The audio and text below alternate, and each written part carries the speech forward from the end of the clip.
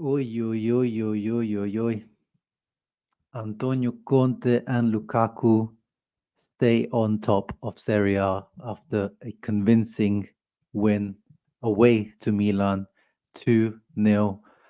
And Romelu Lukaku, that guy, yes, Interisti, that guy, Lakaka, bodying Pavlovic out of the Scudetto race. I mean, we knew that Milan weren't in the Scudetto race.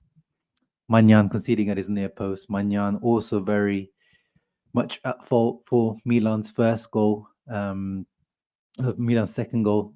Sorry, the Napoli's second goal. Kvaratskhelia goal, the curler on the far post. And Napoli stay top. And these now we are getting to the point. This is getting into Antonio Conte territory. This is where we don't want Antonio Conte. We do not want Antonio Conte top, clear, with not much pressure, with no European football, 7 days to prepare for games. This game, they even had even more time to prepare because the Milan Bologna game was delayed. And, if you follow my channel over the last few years, whenever, you know, the Scudetto winner earlier on in the season, I say if you can feel the minerals or the wind is blowing in a certain direction, like today, for example, Milan, they had the delay. The delay for the Bologna game actually meant that the suspension that Theo Hernandez had was to be served today rather than the Bologna game. Then their best player, Milan's best player this season, without a doubt, Christian Pulisic, is out with influenza flu, even though he came on in the second half. And by the way, I have some sort of curse this season on my fantasy Serie A team. Every time I transfer in a player or transfer out a player, either if I transfer him out, Lookman last week, 2 goals, 2 assists. This week, I transfer Pulisic in, make him a captain, and he's out. But yeah, with Napoli, it's still early. 10 games played for Napoli, still early, but I'm starting to get those feelings of, Milan when they won the Scudetto, Napoli the year before, Inter last year.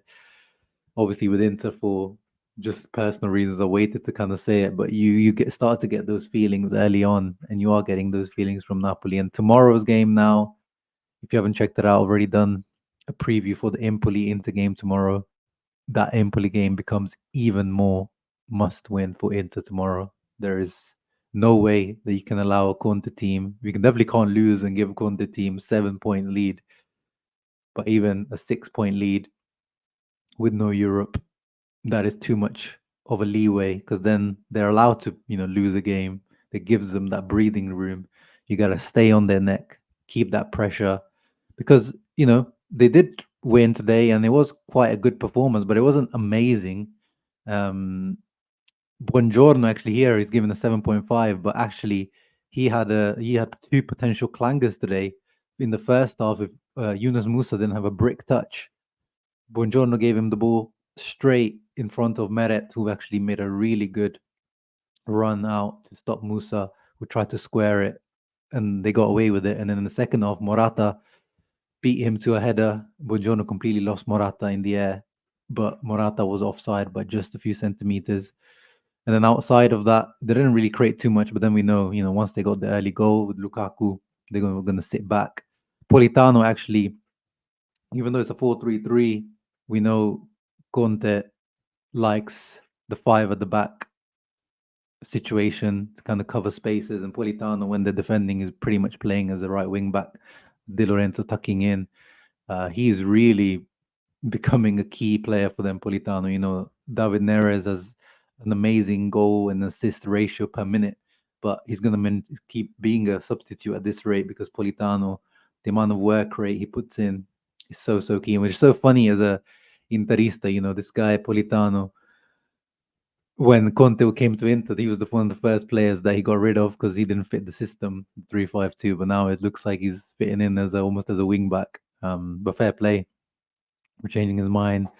And that midfield is really working. This kind of half prem midfield. Well, Gilmore's not really the typical prem type of player. He's very much a Lobotka type player. He's fitting in well. But McTominay and Anguissa, two muscle midfielders, but also McTominay is also proving quite useful technically, keeping the ball. Anguissa has returned to those levels that we knew of him under previous coaches, especially in the Spalletti season. Got the assist. Kvara with an amazing goal, but Manyan should have done better. It's looking like a good team, but finally now we've seen them in the big game against Juve, 0-0 draw. Here, 2-0 win away to Milan. So this was the question that we had for Napoli. They haven't played any big team yet. Obviously, they haven't played in Europe. How are they going to look? And they do look good.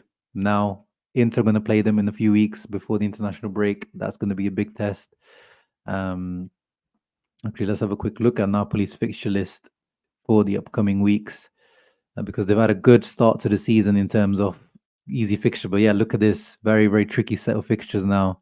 First one, they've done well against Milan, but now next they got Atalanta at home. Atalanta who are in very good form at the moment. Then Inter away, then Roma away, who hopefully return to some sort of form by then, and then Torino, Lazio. Well, Lazio in the Coppa Italia, they're not going to care about that. Then Lazio in the league. So this is where we see the true what they're really made of, Napoli. But for the moment, they're looking good. Conte has them well drilled, just to be expected. And we know Interisti, don't we? Chelsea fans know, Juve fans know. It doesn't need to be the most convincing performances under Conte. Once the players buy into it and they understand that by playing and winning ugly, we might get to the Scudetto, then every single game becomes an ugly win, and you just manage to do it in whatever shape or form you managed to do it. On the other hand, Milan, yeah, but like we said, the Inzaghi when we lost that Milan derby, now it looks even worse. Like every time we watch Milan play, it's like, geez, we really lost to these guys. But it was the 1,000 IQ move from Inzaghi to keep Fonseca in the job, who is now probably back with real pressure. Where are Milan in the table now? Ooh la la, eighth in the table, and not looking good. And Loftus Cheek in the 10. I just don't understand it. I don't get it. The Leao thing, like, Fonseca's trying to make a big statement by leaving Leao, but they need him. Yeah, the Mercatos just doesn't look like it's added too much to this team. They're in big trouble. And what's Milan? Let's have a look at Milan's fixtures coming up. They do not have an easy time up ahead. Well, first of all, they've got Monza away, which that's better, but Real Madrid away in the Champions League, then Cagliari and Juventus. So yeah, some easier fixtures in the league, but with Real Madrid and Juventus in there, it's also a tough time ahead for Milan and Fonseca. But let's see how things work out. What do you guys make of it? Do you think this Conte, Napoli, Lukaku are the real deal? It looks like Lukaku is gonna outscore Lautaro this year. Do you think that's gonna happen? Oh my god, Inter can't lose. Like this is gonna be it's gonna be almost as bad as losing to Pioli's Napoli. Pioli's Milan. This if Antonio Conte comes in after Napoli finished 10th, Lukaku, all the stuff that went on in the summer, and they win a Scudetto. And Inzaghi only having one Scudetto in 4 years, that's gonna look really, really bad, guys. As much as we love Inzaghi, that is fraudulent, fake Rolex, fake diamond. That's really spooky if Inzaghi does not win the Scudetto this year and he has only one Scudetto in 4 seasons at Inter. And if it's even worse at the moment, we don't know with the Juventus, but if Thiago Motta's Juve win it as well with a very young team with a lot of injuries, no Bremer, Inter have to do it, man. Inter have to do it. You guys let me know in the comments down below. Keep a lookout on the channel. Leave a thumbs up. Subscribe. Ciao ragazzi. Forza Inter.